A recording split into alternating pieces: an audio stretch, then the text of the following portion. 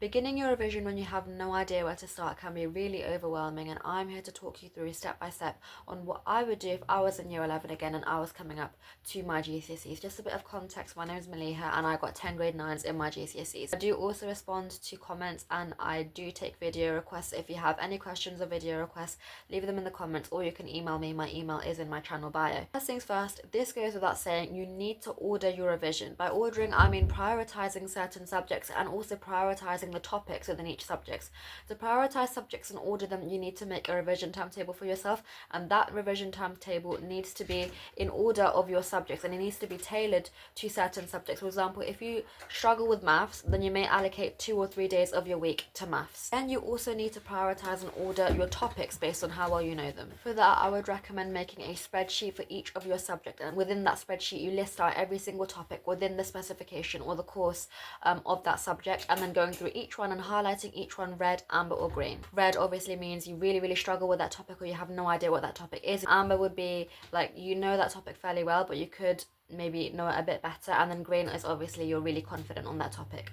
Then once you have that spreadsheet, you can go through each one systematically, obviously starting with the red topics. Which brings me on to my second point, was as you're revising, make revision resources. Revision resources is key, and a lot of people find it hard to find the time to make revision resources, but if you're making the revision resources as you revise, then obviously that's going to be there and you're going to be able to use them later on. I've noticed a lot of people make notes. I'm against notes. Like, I understand like people need to make notes because it makes it feel like, you know, you're getting the information down somewhere and it helps you to revise in a way. If you think of it this way, you're never really going to look at those notes again. At least I never looked at my notes again, and even if you do look at your notes again, it's just passive recall. You're just reading, like you're not really taking in the information as effectively as you could be. Instead of making notes as you revise, make revision resources as you revise, i.e. flashcards. If you are obsessed with note taking, you can make your flashcards as if the flashcards were your notes, and they become a 2-in-1. They're comprehensive enough to be like notes, so you can read back over them like notes if you need to, but they're also a revision resource, so you can start using them straight away.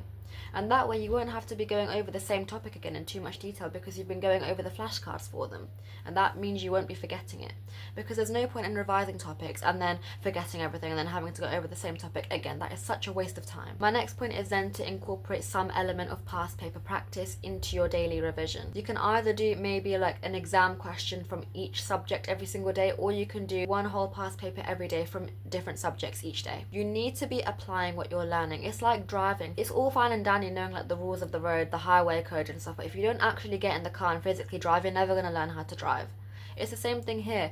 It's all fine knowing the content, but if you don't know how to apply it in the exam, you're going to be losing out on so many marks, because you need to be developing your exam technique and learning what the examiners want from you. It's especially important in essay-based subjects like English and history. With those subjects, you do need to regularly be doing past papers and then handing them in to your teachers to mark so that they can give you feedback on it. It's also important in other subjects like science and maths, because those subjects are very skills-based. It's important in maths because maths is super skills-based. You need to be practicing those skills. And then science, the examiners are so picky with science about keywords. You need to be doing past papers to know what kinds of keywords they're expecting from you. I used to miss out on so many marks when I was doing my science GCSEs because I'd have a perfect response and then I'd miss out one word and then that's it, I'm capped. My final point is consistency is key. I would recommend at this stage doing 2 to 3 hours of revision every single day with regular breaks in between. Obviously, you can make use of things like the Pomodoro technique to help you with that. If you are really struggling to be motivated to study, it is much better to do half an hour of consistent revision every single day